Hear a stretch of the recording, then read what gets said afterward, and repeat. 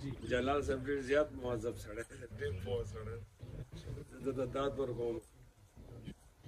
موږ د فکر کې یو مسله ده چې ته چا کره رشتې ته لاړ شي نو هلته یو مجلس دی وادي وي نو هلته هغه تا ته وایي تاله دا لور درکومه فیضیله دا واده شوه دا لور یې را نه کړه لور به د اله راکوي چې کله نکاح وشي مونږ پښتانه هغې ته کوژدن وایو او د نکاح ته نکاح وایو دا کوژدن بیا ماته شي نکاح بیا نه ماتېږي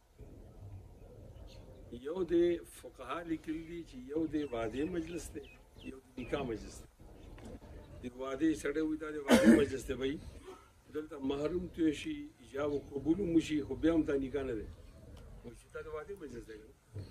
مونږ خو نه غواړو مونږ خو نه غواړو مونږ دا لفظ غواړو چې ما تعالی تیږه درکړه کني نو مونږ باندې داسې سرکاري خلک مونږ کې نشته دفتر والا نشته پکې زموږ نه جاړي مونږ له بسترې راوړی دغه تحریک دفتر کې دا براتی مونږ زو نه ګورئ تا که خپل د مشرانو سره هغه اعتماد خرابېږي او خبرې کې ته احتیاط کوې دا مشران دې بیا وګوره